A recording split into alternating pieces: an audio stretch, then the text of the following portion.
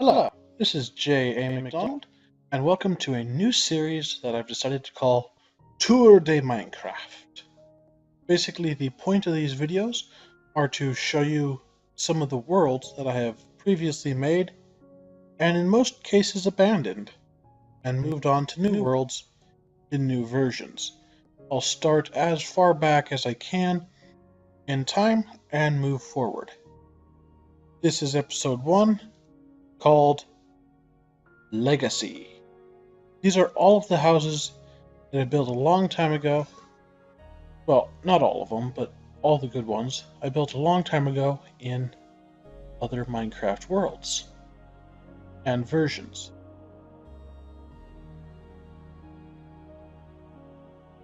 This current one I'm in, I started with a friend of mine who now goes by the name of Sarnon42 a long time ago, back when Minecraft still had a launcher that launched directly into the game rather than going into a profile selector. And the only real cool thing about this is the location we chose to build our house. No, we didn't choose to build it underwater. We chose to build it on top of a waterfall that is inside this really awesome cave that just arches over everything and is huge. Built it here because it was fairly close to spawn, which is over there somewhere, and we didn't have to go far to find this really awesome cave.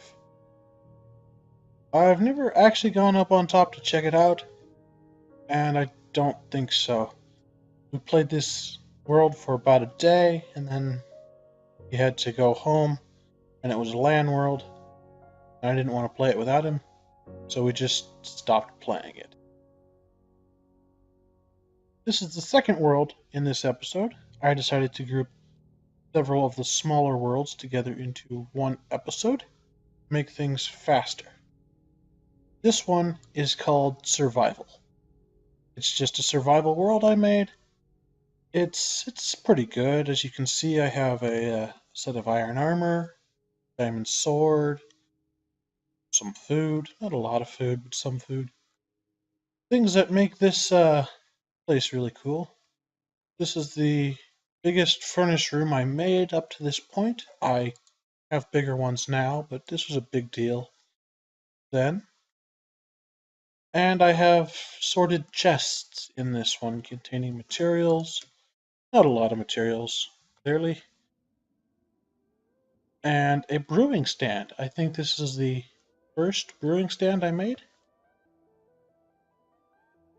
Then I have a obsidian generator here, powered by a switch, which, for those of you who know obsidian generators, they don't work anymore. It used to be that you put a piece of redstone on the edge of a water current and poured lava on it, it would turn into obsidian. But not anymore, sadly. I really liked that bug. And then this is the bedroom.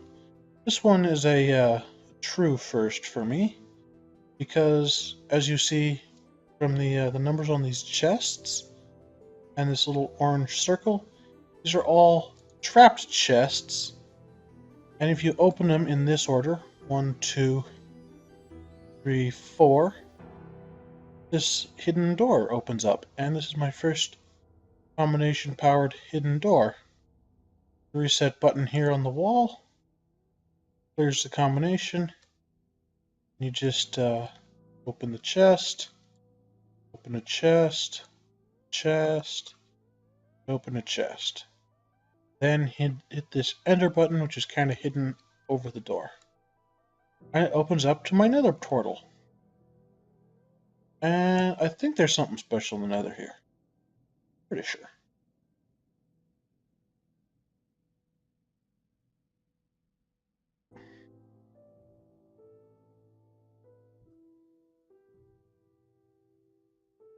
Yes, this one has a very special nether. As you see, I'm inside a cobblestone box to protect from those ghasts you hear. But what you don't see because it's around the corner,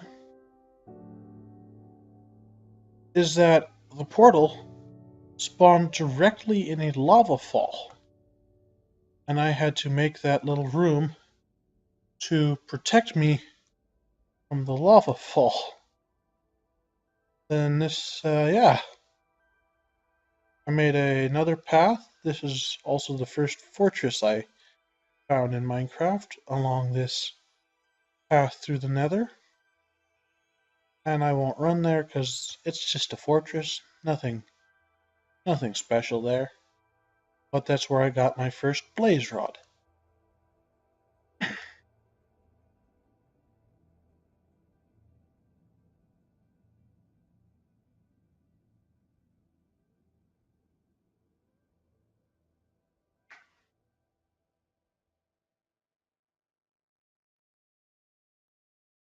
Then to leave this secret chamber, all you have to do is hit the one button and you can walk out. The way it works is I have some torches hooked up to the chest, and they go to these latching gates, which are all linked together. So the gates have to be triggered in a certain order or they unlock each other. And then I just ran all the redstone lines under the bridges. This is a much simplified version of my code lock door. This one doesn't have if you trigger an out of sequence one in this, it doesn't reset the entire combination, where my other one does. Then this line just goes over there to the pistons and has a direct input from over there. I forget where those lines go. They go somewhere. Not going to follow them right now, though. Whatever. Then the cool thing about this place is the other bedroom. What used to be a one-way door. There's soul sand here and a too-high roof. Another bug they fixed that I wish they hadn't is that this is no longer a one-way door. I wish it was. Over here, I have a hostile mob trap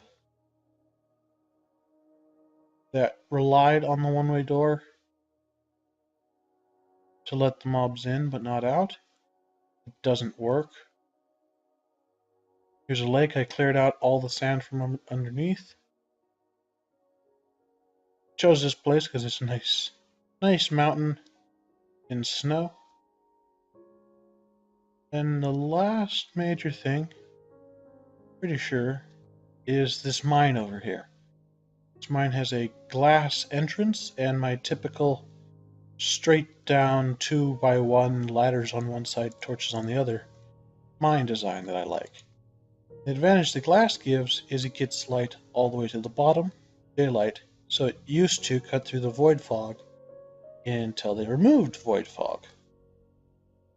Then we have a minecart track running all the way down. You can only ride it down and not back up because it's only powered to this point. I didn't have enough gold to finish it before I quit. So I recall I got tired of taking suffocation damage going around the corners in a minecart. This is the first mine to have a serviceable minecart in it. The mine goes on a long way. Down that way, I don't think there's anything interesting in these mines. But this mine was being extended to hold minecart rail. It isn't any longer. And this is built on layer 5, which I used to think was best. I no longer do mine on level 5. And that's it for this world. This is the third world on the Legacy tour. Call this one Amplified Survival. It is the first world I played on Amplified mode. Unlike in previous episode or worlds, my house is not up either of these waterfalls. My house is in this pocket of deep ocean here. I think it's deep ocean. Yeah, it's deep ocean. Right here where the river empties into it. This one has some pretty cool features like that water door there. I do have a full set of iron armor with aqua affinity and respiration on the helmet, and no depth strider on the boots because they didn't have depth strider at that time. This is my door chest, things I might like when going out the door. I have some nice selection of saddles, but no horses to ride, and it's amplified, so riding isn't that great. Also, I spawned on an island, so riding really isn't that great. To make what matters worse, everything is an island. And I mean everything. There is like no land anywhere around here. Yeah, it was a good world for boats. Very good world for boats. But the reason I call this my door chest rather than my transportation chest is I also have these fishing poles in it. I can just open up my door and shoot a fishing rod right out and just sit under here and watch it until a fish comes to it, and then I can just pull it in. I have my first auto-feeding furnace right here, and my, at the time, biggest farm, and I think possibly still my biggest sugarcane farm, and my first farm to feature an auto-collecting water spout. For anything that falls in the water, it just washes to the center, which you can then run down and collect. I'll go this way first. There are a few maps of something. That's the river above my house. Yeah. Here are my cows. A lot of cows in there. Well, a few. How many? Oh, 19. Not that many. I thought there were more. Then there's chickens in here. There's not many chickens because last time I was in here, I flooded them like that to decrease their numbers because there were way too many chickens. And as you see, they lay their eggs in those hoppers. And this is my first automatic chicken egg collection system that I made. If I go down here, you'll see chicken eggs and some raw chicken building up. Then other things in this world is this massive staircase.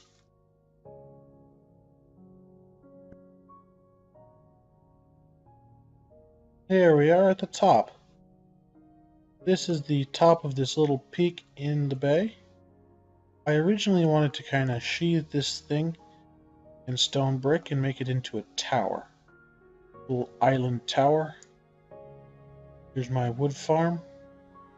Through all these trees next to each other. This little block. Let me see if I can't get through here. Because there's more hill through the trees.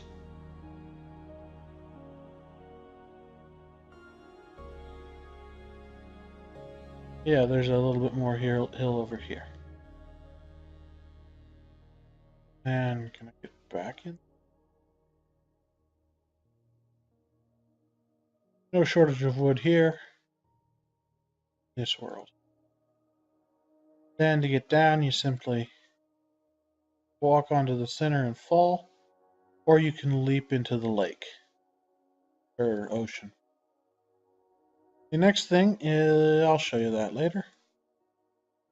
This is the first world I built to feature an automatic sorting system. It sorts out all the slag from mining.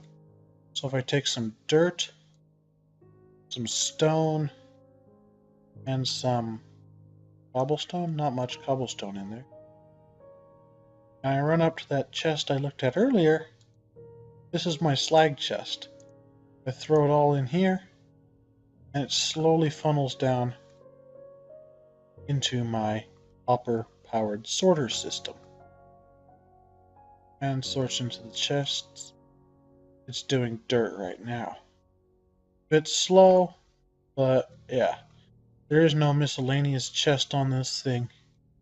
And the hoppers loop back on themselves and will continue to loop forever if they're not of the right kind. Eggs, what's in here? This is my chest room. This was my tallest, most organized chest room at the time. I have surpassed it 10 or 20 fold since. But just a little of that, a little of this, and all these chests neatly marked. And then in this world, I have a escape route, as I did in most of my legacy worlds. And this one didn't quite work, so I had to do 2 stairs instead of just 1 stair like I wanted. And it goes up to this nice natural cave where I have an iron door to this waterfall, which you can swim up if you want in. And my house is just down there. You see that light speck my cursor's on? That's my house.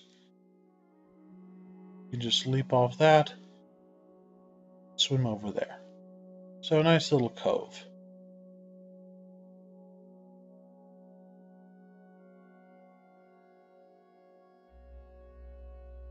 Then, other things I have here is the first enchanting room I built with a fully stocked bookshelf. And my first brewing stand design that is surrounded by water and chests to help with the brewing process.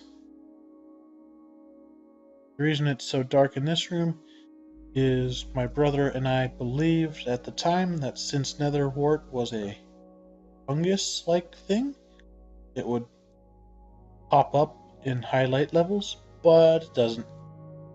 So this thing is dim, even though it doesn't need to. Then over here, we have a garbage fall, where we can just throw garbage. And you probably heard that nearby nether portal. That is right through this waterfall, and you get there by simply right-clicking the minecart over here. When you dismount this minecart, you have an ender portal, nether portal, which you go through and try to find a fortress, which I could not find. No fortresses could I find. So I finally got tired of it and came back here and made this area where I put a command block that just summons a blaze. I can then fight that blaze, and I think it's a bit more honorable than just summoning a blaze rod.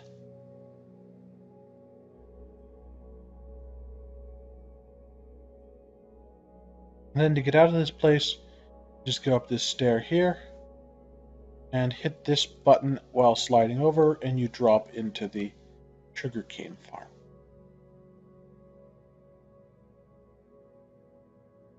Then there's 1 or 2 last things that are special about this place. The first is the mine. The mine is the longest mine I have made in a straight line. This mine made me decide I never ever wanted to make a mine like this again, because it takes 5 minutes to run down it for a pickaxe when you break one. So I'm just gonna change my game mode into spectator mode, because spectator mode can fly faster than you can walk.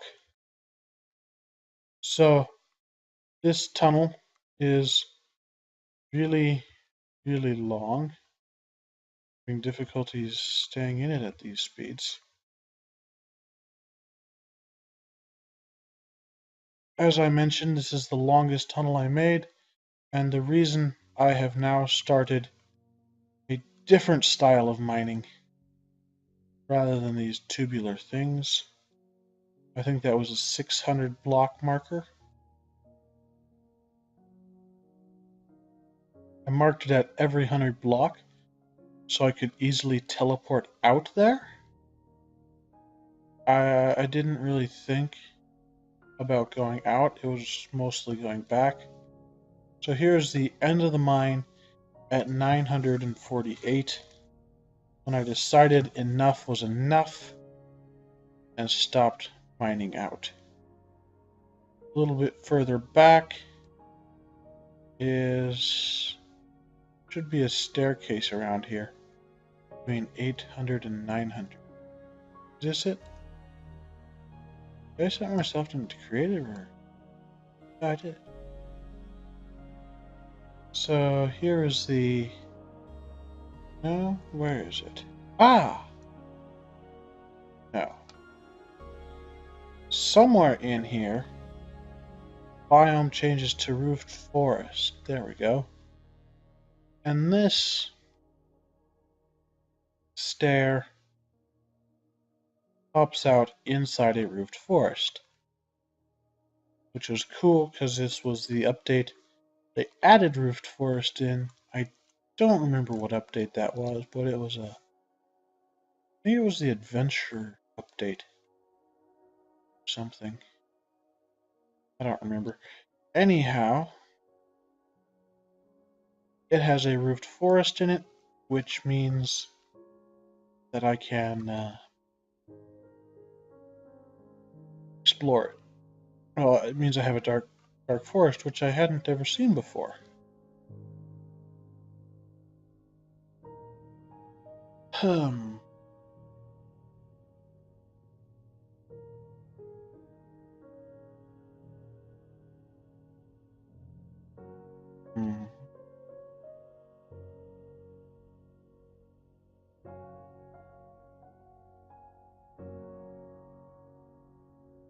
Clearing the surface here. Getting some lag. I'm not sure where that lag is coming from. There's nothing really lag-worthy up here. Then I have a water pillar for a directional mark, and this really weird tunnel, which, interestingly enough, keeps me safe from mobs. Spiders walk over the top of me, and everything else is forced to drop down in here where it's easier to kill. Or maybe they see it as a fall, I don't know. Then there's this path I built over this river to help keep me safe from mobs. And it transitions to a lily pad path once it hits this swamp. And its swamp is a slime supporting swamp. And the last thing in this world worth showing.